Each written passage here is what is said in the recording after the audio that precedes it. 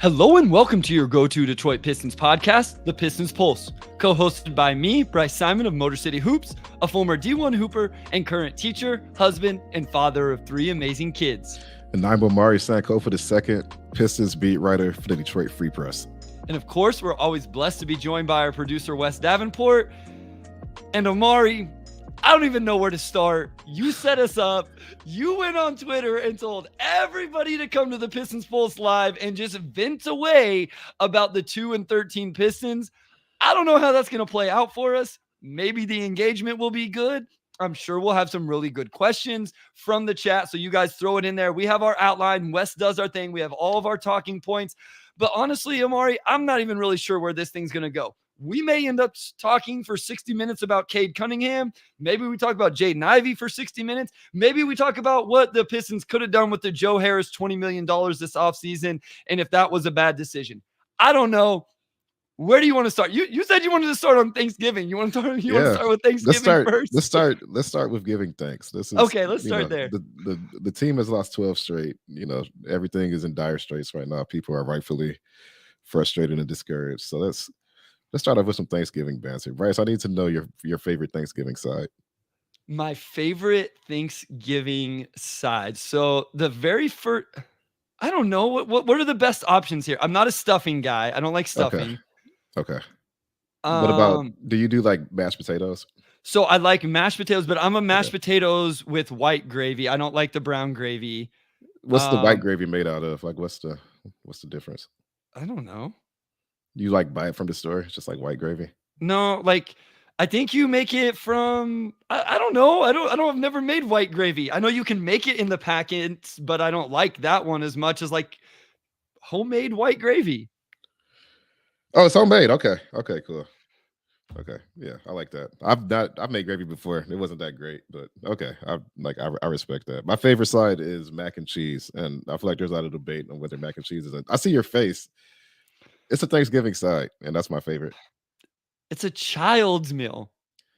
No, real mac and cheese is not a child's meal. Like if you make what is real mac and cheese? Not the craft stuff. Like if you boil the noodles and you make the roux and you melt the cheese into the roux with some seasonings, and then you put it in the oven and you bake it, and it comes. What is a roux? A roux? It's just if you know how to make gravy, you should know what a roux is, Bryce. I said I don't know how to make. Omari, listen to me. Listen to me. I haven't made a meal other than breakfast. And the only thing I really make with breakfast is the scrambled eggs. I put the biscuits in the oven. I haven't made a meal in years. I have the ultimate wife. She lets me play around and do Pistons podcasts and game theory podcasts and watch 12 hours of basketball every day while we have 3 kids. And she makes all the food, including grilling. She does all the grilling too. Like I hit a home run, way outpunted my coverage on this one. Well, I'll let Randy tell you what a roux is. It's the same process that you start gravy with. You actually don't have to do a roux for mac and cheese, but my favorite mac and cheese has a roux. Wes says homemade mac and cheese is amazing.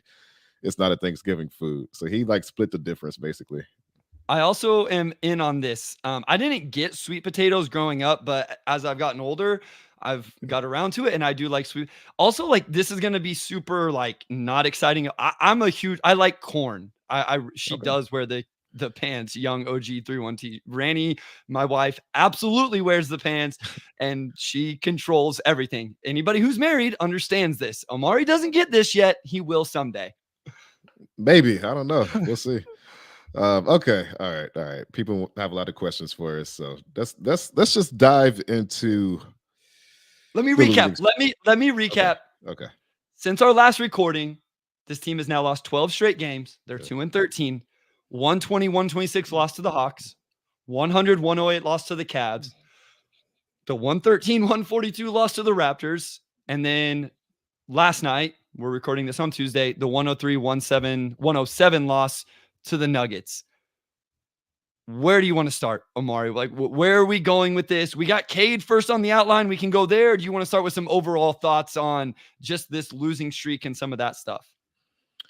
Let's just start off with like a broad question and see where it goes, and just like go right into the meat of it, or the depths of it. I would say, are the Pistons just going to be a bad team all season? Is there any way out you see from them not being the worst team in the NBA for the second year in a row. I mean, of course, they've been without some guys like Duran's only played like half the season. Boyan, who's going to come back soon, maybe by the next pod, hasn't played at all. Isaiah Livers just came back. Like they've been banged up. But even if they come back, do you see a path for this team to get, I don't know what the right track is, but just get to the point where people can walk away from this feeling like this was a step forward? The people in the chat are cracking me up. Jeremy Goldberg said, how is this Dwayne Casey's fault? Like, as a joke, how can we blame this on Dwayne Casey? Right. All right. I know people don't want to hear the injury excuse, and it's not. Yes. But here, okay, let me just say this. We can't say that Jalen Duren is as good as we say he is on Twitter all the time. We talk about how good Jalen Duren is, and then at the same time, not acknowledge that he's not playing right now, and there's an impact to that. We also can't say the Houston Rockets are better because they have these veterans that do these things for them. And they're right. Like, it looked like Houston did the right thing. I get it. Maybe we were wrong about that. A lot of people were wrong about that. And I'm not comparing the two veterans that are out to those veterans, but you can't say that veterans matter and then not also accept that Bojan Bogdanovic, who had a career year last year, and Monte Morris, who we've said is one of the best backup point guards in the NBA, have not played a game. So I just want to say that we at least have to acknowledge that injuries have played a factor in that. That's all I want to say. Like, I just want to get that out of the way, that they can be really bad, Omari.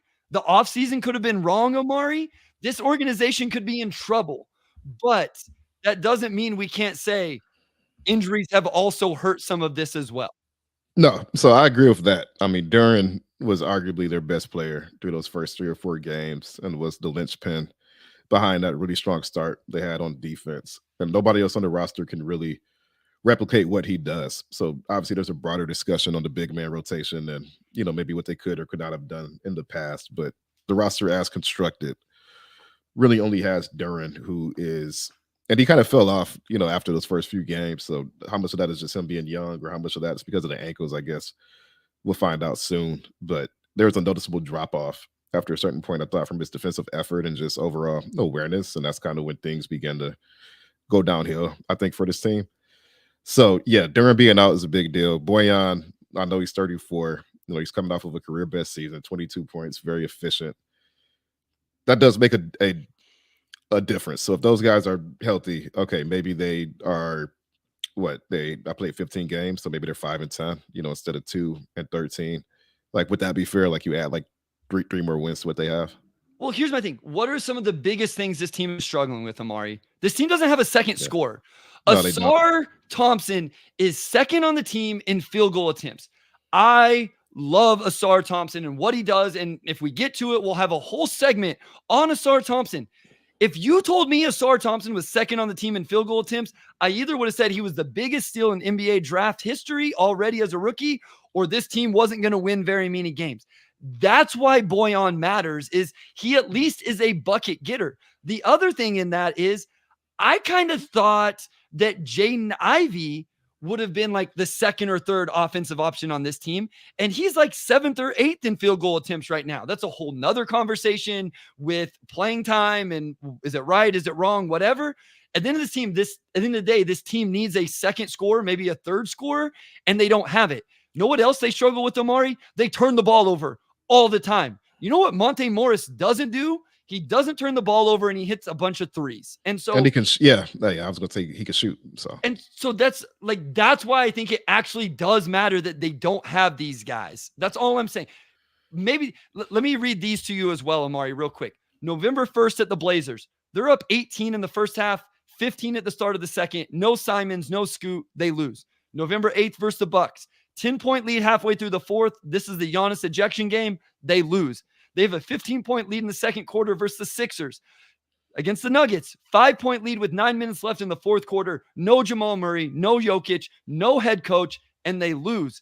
Like, I think that's where my frustration is even with these guys out, you could say there could be 5 and 10 even with these guys out. And that's kind of, so I'm, you you touched on it. I'm like two schools of thought, right? So you have the injuries, and of course, like they're just lacking a lot of depth. They haven't really had anything at power forward up until they signed Kevin Knox. They get Livers back, so the team hopes he gets his legs back under him. It could be the 3-and-D guy they need there. And yeah, they're missing a lot of depth right now that they can't replace. And that's not anybody's fault. It's just, they've been extremely unlucky with injuries for whatever reason. So yeah, that has brought down the bottom line. And, when people kind of get into we were told that the team was going to be this and that this season. Of course, we didn't accommodate for the amount of injuries that they've had this early. If we knew it was going to be like this, I probably would have predicted fewer wins, because I don't think they would have been able to overcome that. So I guess that's part of it.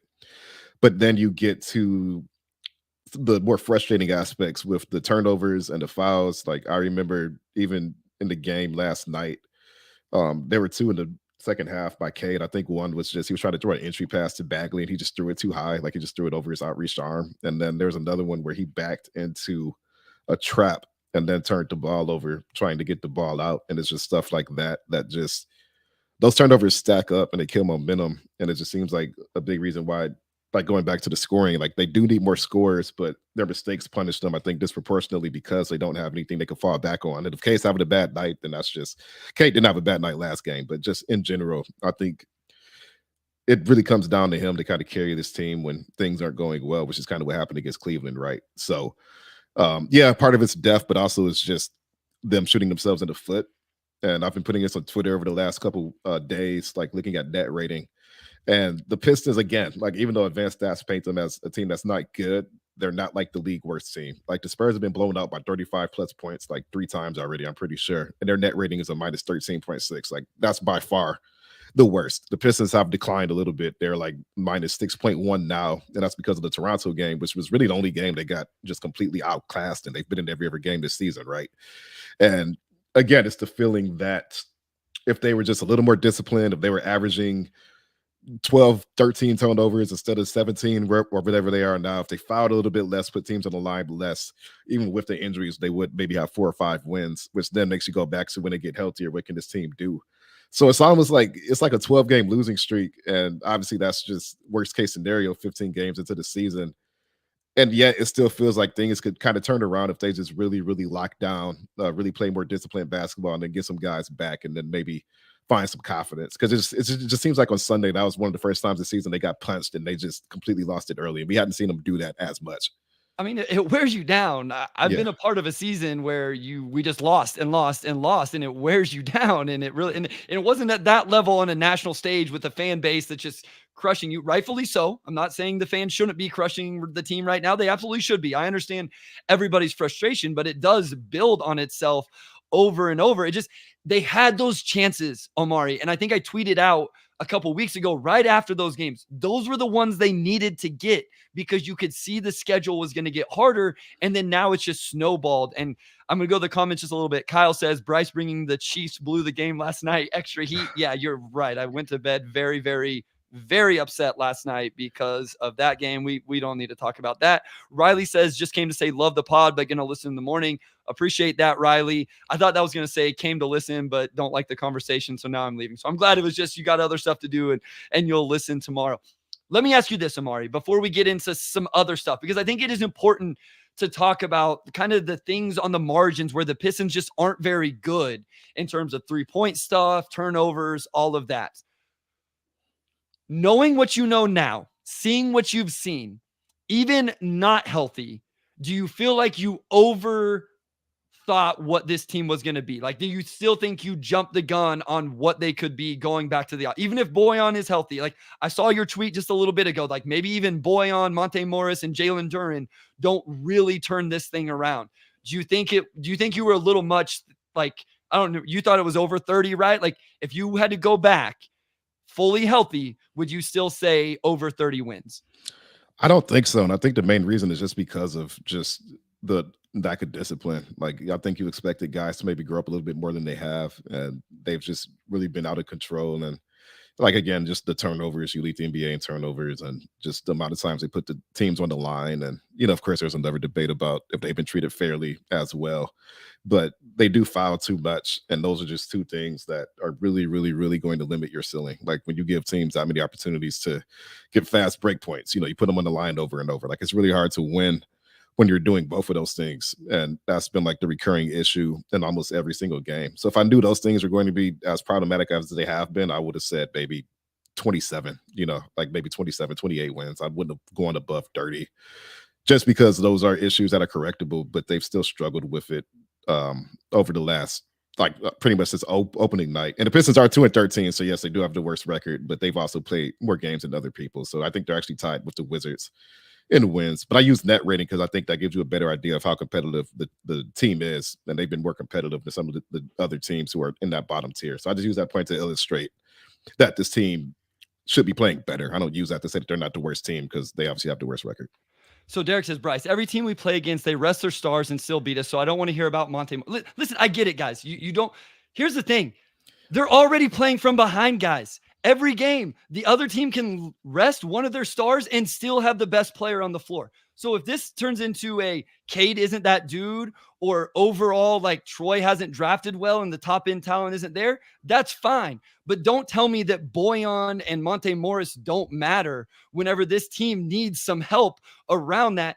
And at the end of the day, every team they play against, or a lot of teams they play against, are still going to be more talented, even if they do rest a star. The Sixers want to rest Tyrese Maxey. They still have Joel Embiid. The Celtics want to rest Jaylen Brown. They still have Jason Tatum, on down the line. So, like, yes, that matters. But, like, and then where was the question about what Boyan and Monte do? I think we outlined that. Like, this team needs another scorer.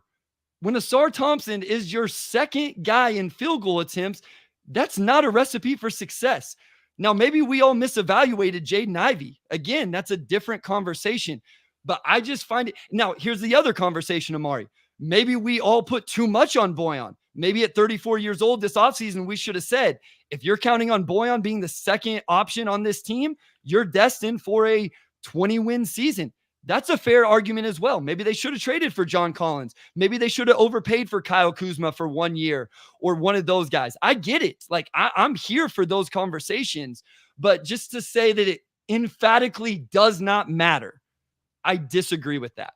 Yeah, and it does matter. It's just, I mean, when you're missing that type of scoring, it just, your ceiling declines. Look at what Memphis is dealing with. Like, obviously, Ja's out, so they're probably closer to what Detroit was last season, but they've been terrible. They've been a truly terrible team, and that's just because they have a lot of key role players out. And you could say, well, they still have Desmond Bane and Jaren Jackson Jr., but clearly that's, if that were enough, they'd be winning games, and they're not. So sometimes it really is just, you lose guys whose production you can't replace, whether it's Ja and Steven Adams for Memphis. And, for the Pistons, it's just been not having another guy who could score the ball, honestly. Is you look at what Cade's been doing, and yeah, there's probably an argument that he could be playing better, even in spite of all the trapping and double teams he's been dealing with. But there's really been nobody to take pressure off of him. And maybe that could have been Ivy had he been playing more early on. I think coaches in general tend to give things 10 to 15 games to gel. And if it doesn't, then you alternate. People will say, I think rightfully so, that starting lineup wasn't working, so maybe you do it sooner. But I think that's the reason why it took a while. I think they're trying to figure things out now. The defense first approach hasn't really been producing any wins. Agreed. So yeah. So what do you do at this point? Ivy's in the starting lineup. You get Boyan back, and I expect he will start. It wouldn't surprise me if he replaces Ausar Thompson, just from talking to, just Monty over the past couple of weeks and his thinking on the starting lineup. So it's going to be a more offense-heavy group, I think, pretty soon here. And then you still have Isaiah Stewart and Duran anchoring things up front. So that is a very different team, I think, if you have Ivy, Cade, and Boyan starting, because now you have three guys that defenses have to game plan for, and you probably can't trap Cade at all at that point, especially since Ivy could also handle the ball. So I feel like I'm talking myself back into thinking that things could change around pretty quickly, but it's just 12 straight losses. It's just, when you keep shooting yourself in the foot over and over and over, it's just how much of this is just they're lacking talent, and then how much is just this team just lacks discipline, which is, I think, a different argument and a different issue to fix. Yeah, and Resball TV says if Ivy can't show more number 2 traits this season, that is worrisome. I agree. Like, again, I think that's Yeah. a little bit of a different conversation, but I'm with you in that if Ivy isn't that dude, and I think that's where, if he's not, that's where I miscalculated. Like, I came into the season thinking Cade's the number 1, Ivy's going to be able to play off him as the number 2, Boyan's your number 3. You put in a defender like Ausar as the 3 man, and then Jalen Duren. And again, everybody raves about Jalen Duren when he plays, but we can't factor it in that he's gone, and that contributes to how they play on the floor. I also agree with this, Keith B. The Pistons are still not messing with the plan with Boyan and Monte Morris. I never said playing. I'm not saying if Boyan and Monte Morris were on this team that they would be a 500 team or anything like that. All I'm saying is if Boyan and Monte Morris were on this team, we would see a more competent team that I think would give you a better idea of who is Cade Cunningham, who is Jaden Ivey, who is Jalen Duren. And so I want to touch on this before we go to break, Omari. Me and Wes had this conversation. I agree with my guy Sam on this one. What matters this year for the Pistons is finding out how good Cade Cunningham is or isn't. Is he a bona fide superstar? Is he just a number 1 option? Is he a number 2 option? Is Jaden Ivey, as Resball TV just said, a number 2 option? Or is he a guy off the bench? What is Jalen Duren? My point is Boyan, Monte Morris, and on to Alec Burks, even a guy like Isaiah Livers, Isaiah Stewart, they help you get those answers. And if we get to the end of this season without those answers, Omari, that is a lost season. Even if we find out this year that all those guys suck, let's say we found out all 4 of those guys suck. Well, at least we know what to do in the offseason. Fire Troy Weaver and go on to the next GM and restart because he got all of those picks wrong. Please, nobody aggregate just that that last sentence. But they've got to figure that out. They need to know what those guys are, and whatever happens between now and the end of the season to get there, that's all I care about. No, 100%. And yes, we've never said playing on here. So, if they're a 32 win team in like perfect circumstances and they've dealt with what they've dealt with, then yeah, they're probably at 25 wins, similar to last year. And they're going to get healthier. So they're somewhere in between what I expected coming in and where they are now. It's just like 12 wins. Like, this is just not a team that should be losing 12 straight, even with the injuries that they've had. So that's what makes you reconsider. But we do have to get to break. And when we come back, we will dive into some of the individual performances on this team, starting off with Cade Cunningham. All right, Bryce, we are back with segment 2. Yo, that was smooth, man. That was a really nice transition. But that was your first one, because like I've always just kind of done it. And now I'm like, forget that. I'm just going to let Omari do it from now on. That was nice. There we go. All right. Thank you. I appreciate that. I felt good about it. I wasn't going to call attention to myself, but I did feel good about it. I thought that was pretty smooth. Let's talk about Cade Cunningham. There's been some good, there's been some bad. We touched on the turnovers earlier. I'm not going to ask you to grade Cade so far, but just where are you at on his performance overall? And is there anything that kind of worries you so far? Yeah, of course there's worries. Like I am judging Cade Cunningham at the highest standard possible because he was the number 1 pick. I've gone on, and listen, I'll take my L if I need to take my L whenever the time comes. I've said he's the face of the franchise. He could be the best player, not necessarily the leading scorer, Omari. I've said he could be the best player on like a deep playoff run, but some of the scoring around the rim concerns me a little bit. Obviously, the decision-making worries me a little bit, but we just talked for a long time about putting the right stuff around him, and I hope that is what we're going to see soon. Again, last time, and then I'll shut up about it. That's why I want to see Boyan in the lineup. It doesn't look like we're going to see Monte, but maybe it's Marcus Sasser. Maybe I still think it's Jaden Ivey, but even if it's Marcus Sasser, I had a phone conversation with someone just an hour ago, completely random in the NBA basketball world that's not a Pistons fan, that said, when they're going to start starting Marcus Sasser? Everybody's saying the same thing. Give him some spacing and let's find out if he can really rock, especially on the offensive end. We'll talk defense as well, but that's where I'm at right now with Cade. Yeah, and I actually thought the Ivy Sasser Cade lineup played pretty well in the second quarter last night, and they kind of went away from it. But we can get back to that later. Bryce, what do you make of the turnovers? Because like Cade's being trapped, he's playing in crowds, but then there's also just been some that are just like come on, and there's been I think probably 50-50 amounts. Like he's not playing the crowd he's probably averaging around 5 turnovers a game. I guess what do you make of that? Yeah, I'm a little bit nervous that it's just kind of who he is in terms of a lot of them seem to be careless, Omari. Like I hate to say this, it's almost like he doesn't value the possession. He's not quite as engaged as what you want to see. And so I'm a little bit nervous. I think he's always going to be a high turnover guy, like just in general. But if he can eliminate one of those every 2 games, and then just, you brought it up with the Marvin Bagley ones, sometimes his passes are just off target. It's making me question a little bit. I thought he was a big time passer coming out of Oklahoma State. I wonder if maybe I was a little bit too high on what he was as a playmaker, decision maker, and those type of things. And again, Jaden Ivey can help with that, right? Like you let Jaden Ivey do a little bit of stuff with the ball in his hands, and maybe Cade can play a little bit off ball. I've seen some people go as far as saying like he's a true like shooting guard. I'm not going to go there, but I'm okay if he has to play off ball a little bit. So I just want to see him rein it in a little bit. I would like to see that, because the other thing, Omari, just because the lane is crowded doesn't mean you have to turn it over. Like if the lane is crowded, somebody's open. Now, it may be Ausar shooting 14% from 3 and he's not going to make the shot, but that doesn't mean you throw a lob that gets stolen or you try to dribble through everybody. Resball TV again brings up that I did think in the last game he tried to get to the free throw line and play through contact. That was really good from Cade. That is definitely another huge. This may be the biggest area for me is how he finishes around the rim and getting to the free throw line. I have some of those numbers, but I'll let you go first.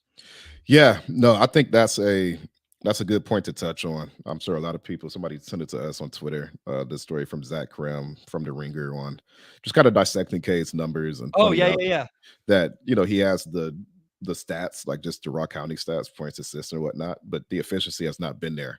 And, he's going cold from 3 a little bit after a hot start, and, obviously the turnovers, but really it's the lack of efficiency at the rim and then the lack of free throws, I think, are his 2 main issues when you look at true shooting. Now, I will say true shooting obviously is biased toward players to get to the line at like a really, really high rate. So maybe for Cade, it's better to use like EFG, which will probably just weigh his preferred method of scoring a little bit better.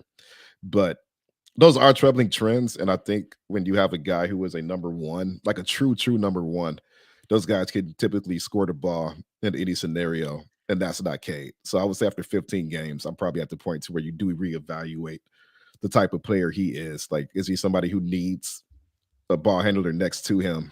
And he has like a hybrid role, basically. So he's more of a playmaking wing than just like the go-to point guard. Because he can still really pass the ball. He's had some beautiful passes this year. It's just some of the turnovers are just like, that's not a good turnover. He's had a few every night that are just unnecessary. And you combine that with his good catch and shoot numbers from 3.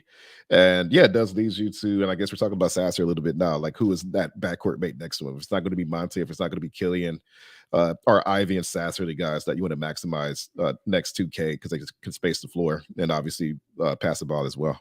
And I want to say, like, this is what you just outlined is a little bit of what I thought Cade was coming out of college. I didn't think he was going to be the comp was always Luka, right? Mm-hmm. But I didn't foresee, and maybe it was just I didn't want him to be that heliocentric where he just dominated the ball all the time. And he doesn't really have the body to do that. Luka just has this body that he, and contact balance and all of that. I wanted him to be more of an all-around impactful player.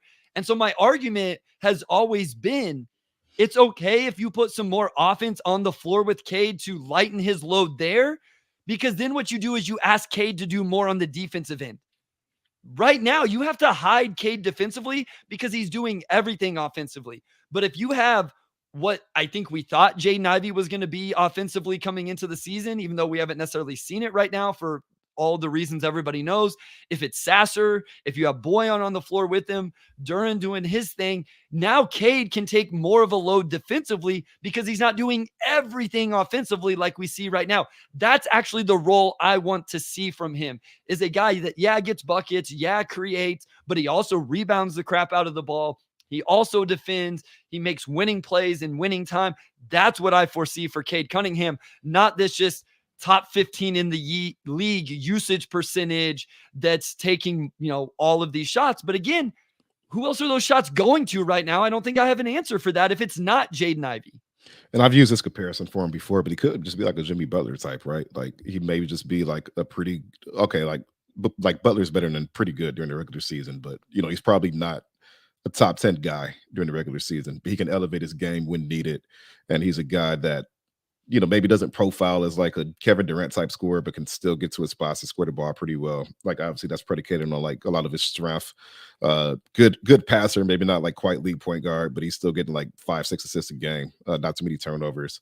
And he's always, at least since he's kind of achieved stardom, he's always played on pretty good teams. He's always played with bigs who could pass pretty well, whether he was playing with pretty sure he overlapped with Joakim Noah still in Chicago, and then he's played with Bam in Miami.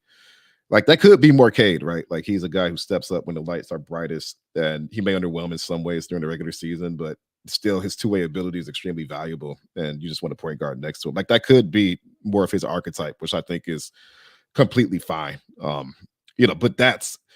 I've kind of seen that for a kid. I've even compared him to like Paul Pierce, right? Like, guys who are still stars, still very deadly, but they're also guys that you kind of need a little bit more around them to maximize their potential and skill set. I also want to give the around the rim numbers. So this is via Basketball Reference. Cade is right now is 54% from the rim to 3 feet and 38% from 3 feet to 10 feet. I realize these guys that I'm going to compare him to are like elite players in the NBA. But again, that's where I want Cade to eventually get. Luka is 73 and 50. SGA is 65 and 45. Jason Tatum is 69 and 40. So like those numbers are fairly low for Cade. And that's why the efficiency and the metrics don't love Cade is he doesn't finish super high at the rim right now. He hasn't been getting to the free throw line at a high rate, although he did on Monday against the Nuggets, and he hasn't shot it well from the 3-point line. Like those are the margins where big time scorers, big time players really make their hay. Like a guy like Tyrese Maxey bangs a bunch of threes. And so that helps his efficiency when he's shooting it well. Obviously, 3 is worth more than 2. Like we all understand this. And Cade just isn't doing those things to help himself out. So I think we've seen some improvement. But again, I want to see the lineup around him to just be able to say emphatically, Cade is or isn't this kind of player. He can do this or he can't do that. I'm not sure he's been fully given that opportunity to show that just yet. And I agree. It's been, for his skill set, it's been less than ideal situation pretty much since earlier in the season. Like even just not having Duran, who I thought has developed really, really good chemistry with, kind of hurts a bit because Bagley's been good, but you give up a little bit with Bagley just as a passer and defender, and you're always giving something up. Like I feel like Cade and Stu probably haven't had the pick and pop chemistry that they've needed to have, and part of that's just because Stu can be a hesitant shooter at times. So there's still a lot I think that they are figuring out. We still have 8 minutes left in this segment. Let's talk about Ivey. I mean, like obviously he came off the bench up until 2 games ago. He missed a few games with illness. I'm glad we can move past the conspiracy theory aspect of all that. And he played really, really well last night. I think he shot 7 for 8 or 7 for 9, 17 points. Like he's been good. Have you seen, like, we don't even have to get into like his role. He's in the starting lineup, so we don't have to dissect all the bench stuff. But have you seen enough from Ivey to think, even if he's not a true number 2, that he can be maybe the quote unquote point guard this team needs and can kind of help Cade's life easier? Well, I don't think he can be the point guard, but I think he can be the guy that plays next to Cade, Omari. Yeah. And listen, the defense, it's interesting. I got called out on Twitter the other day for kind of bringing to light Ivey's defense. And my tweet wasn't even supposed to be about that. It was literally just an interesting, I'm wondering how Monty is going to handle this back-to-back sequence from Jaden Ivey on the defensive end. I didn't mean to like call him out. I was just like, hey, this has been the narrative and this has been the storyline. And here it is playing out in real time. Is Monty going to leave him in the game or not? Monty actually left him in the game and ran a play for him after the timeout. I think Jaden Ivey's been pretty good offensively. Like maybe I'm crazy here. Every single one of my game notes, and I keep notes for every single game of the season, essentially is like Jaden Ivey pressures the rim. Oh, hey, Jaden Ivey pressures the rim. There's Jaden Ivey pressuring the rim again. And you know what else, Omari? He's gotten better at it. We talked at length either at the end of last season or over the offseason about how much better his field goal percentage would look if he would just make some of these layups right at the rim. Well, you know what he shot last year from 0 to 3 feet? 58%. You know what he's shooting this year, 0 to 3 feet? 79%. 3 Wow, to that's 10 higher than I feet. thought. Wow. Yes, 3 to Wow. 10 feet last year, 33%. 3 to 10 feet this year, 47%. Now there's a huge sample size, issue, quote unquote, with that. But in the sample, in the data we have this year, he's improved with that stuff. I just I want to see it. Again, I want to find out what he can be offensively.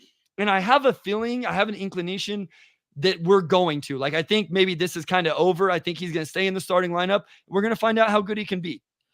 No, I agree. I just put his numbers up on cleaning the glass, and yeah, that 81% at the rim. Cleaning the glass does not account for like blowout scenarios. So, whatever Ivy did on Sunday is probably not being counted in this. But otherwise, the Pistons have been pretty competitive. But his at rim percentage among combo guards, 81%, like is in the 96th percentile. He's shooting around 40% from three. That's the 77th percentile. And then his effective field goal percentage is 61.7, which is in the 94th percentile. So obviously he doesn't have the volume of like a number one or a number two, but the efficiency has absolutely been there. And that's a guy that you probably want to have the ball a lot more, honestly. Like, allow him to continue to pressure the defense, get Cade open on the perimeter, allow him to maybe take on more of that playmaking responsibility, because Denver didn't really know how to account for him. Like, he was kind of doing whatever he wanted, and he really has improved his offensive game. Like, we talk about his defense, but offensively, he has just about done everything that he needed to do compared to last offseason. He's shooting the three better, finishing better. He's more aware, I think, of his speed and the angles he needs to take to finish. Just like all that kind of nuanced stuff that takes time to learn when you're in the NBA. Some guys figure out immediately. Some guys it just takes a little bit, and I think that's fine. But Ivy conceivably could, I think, solve some of the offensive issues that they've had, as long as he continues to have that role and the autonomy to take those shots. So QT says Ivy's effort is solid. His defensive instincts and awareness just are incredibly low. Like, I don't disagree with that. I do think he plays hard. Like, he tries. He has the athletic profile. It's just there's a lot of times where he's not doing the right thing or he's not in the right spot. My point was with the story a little bit ago. I think everybody's watching his defense, though, because of this has been the storyline and the narrative around it. And it has got a little bit unfair because we break down his defense at a level. I don't know that we watch anybody else's defense other than Ausar, but Asar's is all, I mean, he's incredible. Like, he's awesome. And we may or may not get to talk about him or not. I don't know, but he's obviously been amazing. But I think because of the narrative and the storylines, we focus a lot on Ivy's defense. That doesn't mean it's any better than what anybody's saying, but it may get highlighted a little bit more than what it should or whatever. He's got to get better on that end. It has to improve, but I do think the effort is there. It's just interesting. When is it going to click? How is it going to click? But in fairness, I have it in my notes as well. Every single game, Omari, this team struggles off the ball with communications and switches and just simple things. I think it was 2 games ago. The first 2 plays of the game, they just messed up simple back screens that either were a switch or not. It doesn't matter which. You just have to communicate it, and they didn't do it, and they gave up open looks. It happens every single game, and that's essentially everybody on the roster that's not doing that very well. And the thing about that, and we could talk about Isaiah Livers a little bit. Maybe that'll carry us into segment 3. But I actually wrote about it today. Like, Monty really likes Isaiah Livers. He talks about just how intelligent he is. Like, just it's been pretty constant from day one that he really appreciates Isaiah's approach to the game. And when he rode him down the stretch last night, like, yeah, of course, he's getting his legs back under him. And, there were some plays he probably missed last night that he would make in ordinary circumstances, but he's a guy that talks. He's a guy that talks, organizes guys. Like, on defense, he does that, and that's always going to endear him to coaches. Like, I think that's even something Dwayne said like last season, is that he's just a guy who coaches like, because he does the things that coaches want to see, and that's going to keep him in the rotation, just talking, giving guys heads up. He said even on the bench, like, he would sometimes just call out actions from the bench, that he would see. Like, that stuff is going to help, and I think we're going to see a lot of him at the 4. I think Monty saw that game, and he was just like, we're just going to put Isaiah Livers out there and let him get his legs back under him. Honestly, like, there's an argument that Bagley maybe could have finished, but that's something Isaiah does bring, and I think he can help the team on defense, especially when Durant comes back as well.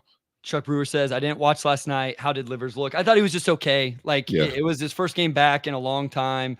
It is what it is. Like it's fine. He missed some shots. I think he made his first pull-up jumper. I'm not going to judge it. My biggest takeaway was, you already said it, Livers played down the stretch of a really close game. Out of all of the guys Monty did have available to him, he picked Isaiah to finish that game. And I think that that's telling, that his first game back. And it just tells you, right or wrong, and we can maybe get into this here after the break, in terms of what this organization values and the roster construction and the offseason and all of that stuff. They think Isaiah Livers is an important cog in this wheel and what this team can do. He's a guy that theoretically is a 3-and-D wing / forward that is a good team defender, all the things you just outlined. And again, hopefully spaces the floor and knocks down shots. And that's something that they could really use and would be really important. It seems like something they were counting on based on his first game back and the minutes he got. And when he got those minutes, is they were counting on him playing real minutes. Whether you want to agree with it or not, we can have that conversation, but it sounds like the organization was counting on him being a rotational player.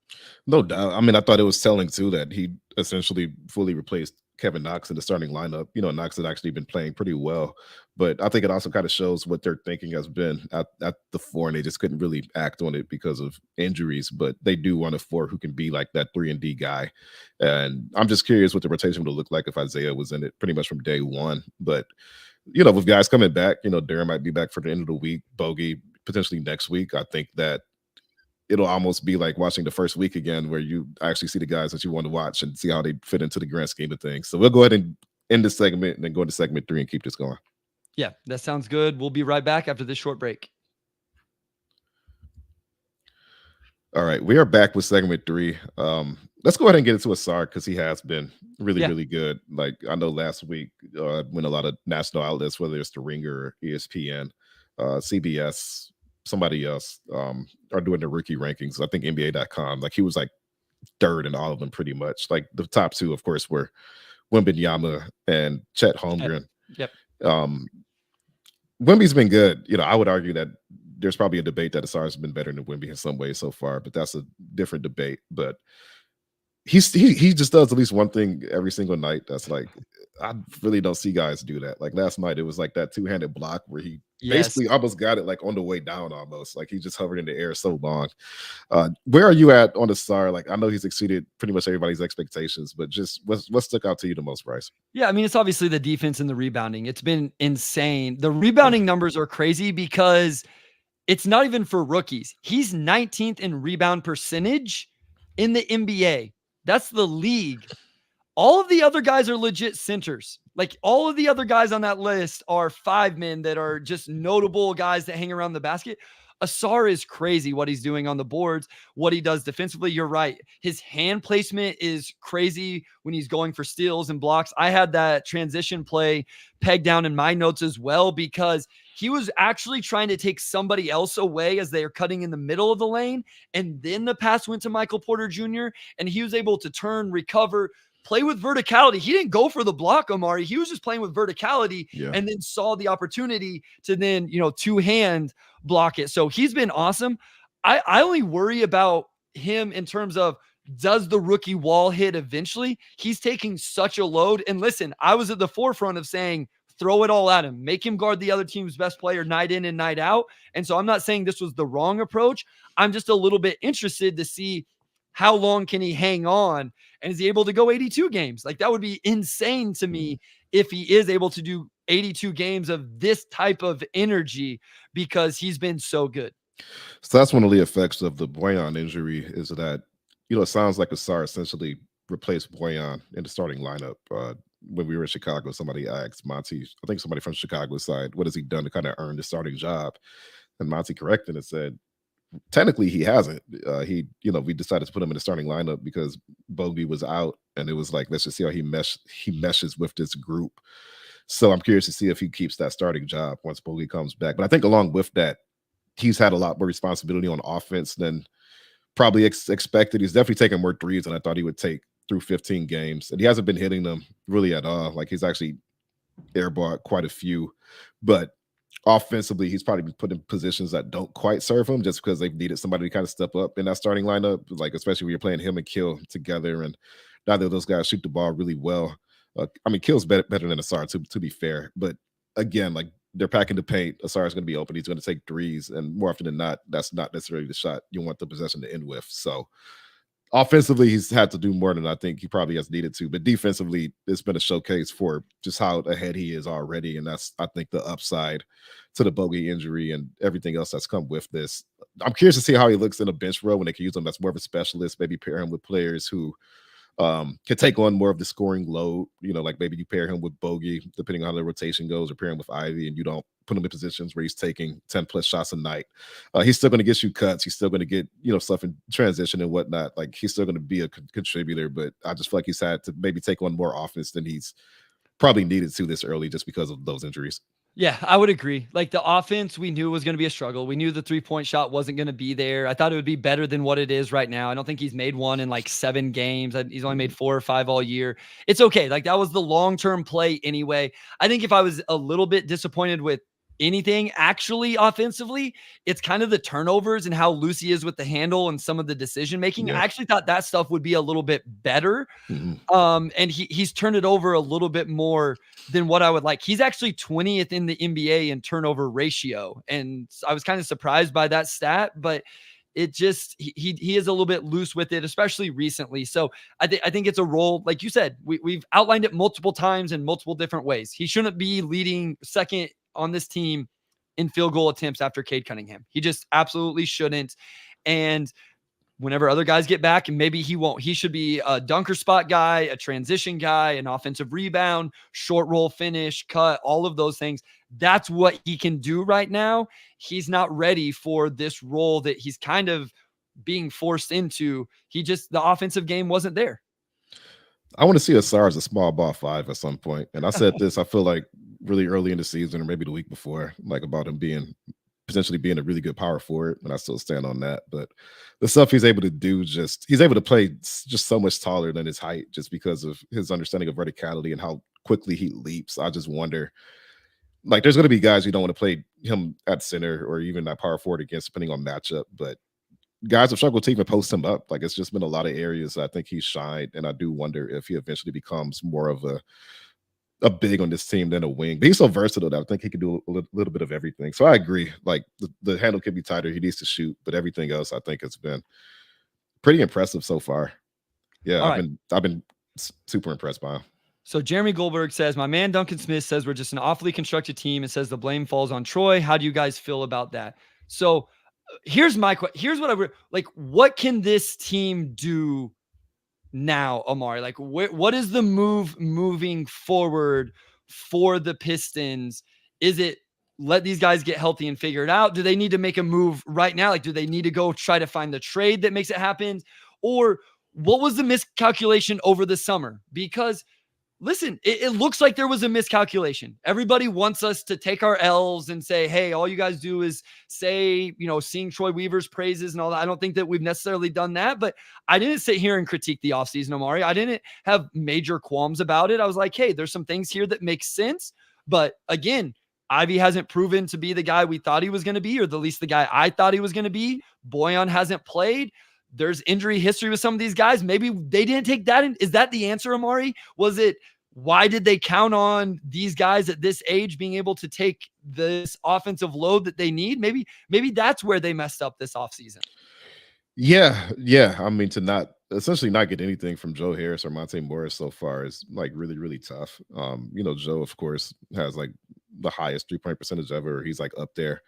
But the threes haven't really been falling, and he hasn't really moved that well on defense. So that's tough. And, maybe you hope that he can round into shape as the season goes on and eventually find some of that. But so far, he hasn't been that, he's been hurt. And even when he was healthy, he wasn't like a top rotation guy, right? And then Monte hasn't played. So, yeah, that's $30 million in salary that you essentially roll forward. And, maybe that gives you some flexibility at the trade deadline where you can swing a trade for somebody who can help immediately, and you essentially do your offseason shopping a bit early because you have cap space on top of that. So a team that's looking to get under the cap because they're not going to do anything in the playoffs, like there are some teams that could potentially unload a good player to Detroit just to accomplish that. Kind of like how Atlanta sent John Collins to Utah, and Utah didn't have to give up a whole lot to get a really good player. Like we do see trades like that aren't just entirely asset based. I know the Pistons are down the first round pick, but cap space is an asset, and expiring contracts are assets. So it just takes the right team lining up. I would not make a hasty trade. I would let the team get healthy. I would let things settle down a little bit, and I would see where we are like January 20th, like a month before the deadline. Like, is there enough here to where we can feel good enough about potentially extending Cade this summer? And we know with confidence that Cade is either a one or a two. And if we pair him with another really, really good player, we could truly, truly do something next season. Like, that's the most, you said it earlier, Bryce, but that's the most important thing for this season. And, I know it is, probably frustrating to hear, well, they have to do something like they're bad, but never really been in that boat. Just doing like if it doesn't make sense financially, like some of the players they would have to pay this summer, like they would have to pay that money to Cameron Johnson to get them, and even then it may not have been enough. It's just does that really make that big of a difference in the grand scheme? And I don't think it does. So I would remain patient. I would give this thing a little bit more time to gel. Allow Bogey to come back, allow Duran to come back. See if they could figure out some of these turnover and foul issues. And then at the trade deadline, the world could be your oyster. Like you have all these expiring contracts. Like you have all these. I think you have a lot of avenues you could go if you really do want to make a bit season swing and maybe accelerate this thing a bit. So even on the heels of a 12-game losing streak, I am still like, just write this thing out. Don't sacrifice those assets before you have to, because once you cash them in, like that's pretty much it. Chuck, I agree with you. It is too soon to make any assessment on Ivy. I think he's fine also. I have all of my Jaden Ivey stock, and if anybody wants to sell theirs, I would be more than happy to take it. I'm just saying part of why I was okay with the summer and not going after a Kyle Kuzma or a Karis LeVert or a Lonnie Walker or Malik, whoever, these guys who maybe if you go through, like those are the names I came up with. So everybody that says the Joe Harris thing was a waste and they should have spent their money on quality guys that could help, these are the names we're looking at. Part of the reason why I was okay not doing that is I thought Jaden Ivey was going to come in, start day one next to Cade Cunningham, show a little bit of improvement, and be an 18-point-a-game guy. I don't know. Wes, could you maybe look up and see what our preseason predictions were on Jaden Ivey's stat line? I think that's in one of the documents. Thanks. So, let me go through this list, Omar, because I'm with you. Like, it had to be a guy to really make a difference. I don't think they necessarily just needed any. Well, let me ask you this. I think the biggest issue with this team is not having a second primary scorer or third, whatever you want to call it. Would you agree or do you disagree? Like, do you feel like that's probably the main thing? Like, they don't have a second guy to really get a bucket? Yeah, no, absolutely. Like Bogey is like the exact type of scorer this team needs. Just like a high volume 3-point shooter, like a guy who could really heat up. They haven't had that. Like you look at just how good Alec Burks was that first week, right? And I think that kind of fell by the wayside as well. But just having a guy who's a constant threat to just unleash from three, like really does change things for teams pretty rapidly. And the Pistons haven't had that. Okay, so let me go through the list of guys because I'm cool. Like I understand people saying the Joe Harris thing was a waste of money. I get it. Very fair. Fine. But then it's got to be, if you don't do that, what do you do with it? So let me ask you this, Omari. Kyle Kuzma. Do you think Kyle Kuzma makes a difference on this team? Because theoretically, he got 22.5 average annual value. Maybe you overpay him, shorten it down, but maybe you can convince him to come to Detroit if you just do the crazy, like what Bruce Brown did with Indiana, where you do the one plus a club option, all of that stuff. Because these are the guys we're talking about. Like, I already see it in the comments. People are saying no, but this is what we're talking about with the cap space, Omari. So Kyle Kuzma, would you have paid him $25 million for a single year to come and just be that guy? I probably would have thought about it, but I also look at like the Wizards now and their season's played out exactly how I'd expected, honestly. But Jordan Poole being a guy that has proven he could score the ball pretty efficiently, may not get a lot else. And then you pair Kuzma with him, just hasn't produced wins at all. Like that's like my last resort, I guess. Like I think Kuzma's a very, very solid all-around player. I don't know if he's the type of difference maker that's like if he was like your offseason splash, you're like adding like however so many wins to the final record. Patrick, listen, I appreciate you so much, but like I wanted Javon Carter too. I did. We talked about it. I guess what I'm thinking, though, is I don't know that Javon Carter actually changes anything where this team is at right now. He doesn't necessarily solve the issues. And if you think it is Javon Carter, then why aren't we saying Monte Morris would have done that? Like, that's what I don't necessarily understand. We projected Jaden Ivey at 17.5 points per game in our projected stat lines whenever we do that at the beginning of the year. So let me keep going down the list here, Omari. What about Karis LeVert? He's a guy that re-signed $16 million. Like, I don't know how you get him to leave Cleveland, but again, maybe you just crazy overpay him, give him a bunch of money. But to me, now you're just playing him over Jaden Ivey, and now the fan base is super upset. Karis LeVert, would that have made sense? I mean, Karis is fine. He's a fine basketball player. Again, he's not the type of scorer that's really going to take that type of pressure off of Cade. He's more of just, to me, he's like a really, really good like backup guy. And they didn't need to pay too much money for that. So, like I know people bring up the Marvin Bagley deal like being not great, but there's a huge difference between 13 million and like whatever else. Like that's not like that. Even if that wasn't overpaying, I think Bagley's been pretty good. That's not enough to even really register in the grand scheme. So once you get to like the 2025s, I think you really want to you want a guy that is going to come in and be a difference maker. And I think you have to include the defensive end as well, which I thought this class was also lacking in. Oh, and Patrick says Monte not at the level of Javon, and he's been hurt. Agreed. And so that's what I want to say. Again, if it's the injuries thing where you guys just say like Troy didn't evaluate this team with potential injuries, cool. I understand that. Like, that's fine. That's got to be a part of being a general manager. And I agree as well. I actually think Marvin Bagley's been halfway decent this year. Let me give you the one that's most interesting to me, Omari. What about Max Strus?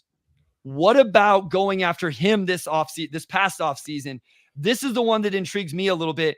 And again, I think you just have to way overpay. He got $15 million for Cleveland to go play for a team that's competing. So you're going to have to overpay for him. He's a guy that's only averaged 10 or 11 field goal attempts in his career. So you're going to ask him to take a bigger role, but maybe you promise a bigger role, more money, and you get him to come in and just be that guy so that Cade and Ivy and everybody else can settle in roles that makes more sense. Does somebody is that what Troy Weaver should have done? Yeah, so if you're going after Max Strus, you probably don't trade for Monte Morris, huh? So that's the other part is if you give these guys more than 20, Monte Morris isn't on the roster, or you had to decline the team option for Alec Burks, and Alec Burks isn't on the option. So that's the thing is there's a trade-off with overpaying these guys, quote unquote. As our friend Keith Smith says, you can't overpay somebody on a one-year contract, but it would have affected being able to bring in another one of these guys that they did. Yeah, and just seeing how Strus came out gunning against the Pistons last Friday, like that's when the game kind of changed in Cleveland's favor the first time because he couldn't miss. Cleveland as a team just shot really hot, but Strus I think kind of got that ball rolling. And now that's the type of guy that you look at like, okay, like 15 million is good money for like a good role player. We saw what he did in the playoffs. He's a guy that could hit big shots, step up to the moment.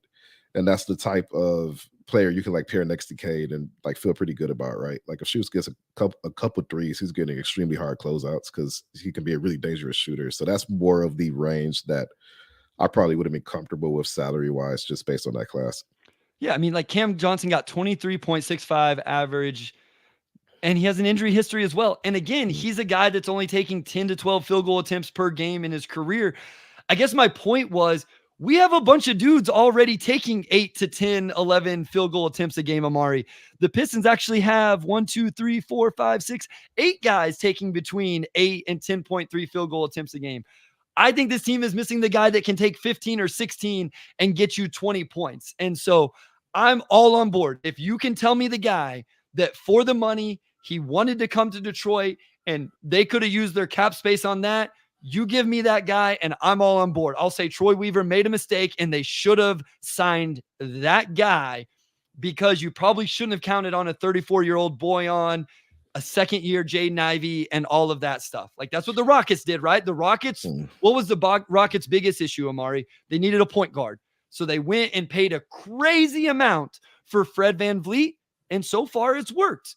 So I get it if that's what you say that should have happened for the Pistons this offseason, that Troy Weaver, quote unquote, failed not doing that. I'm cool with it. I'll agree with you. No doubt. No doubt. So we have 1 more minute left, Bryce. What else can we give on this thankful week of thanks? You want to go back to Thanksgiving? No, let's stick with Pistons. What am I thankful with the Pistons? Yeah, let's find something to be thankful for this team. All right, I got to look through the roster right here. You set me up on this. This isn't on the outline. It's not on the outline.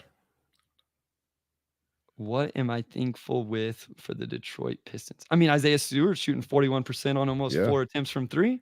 I'm thankful for that.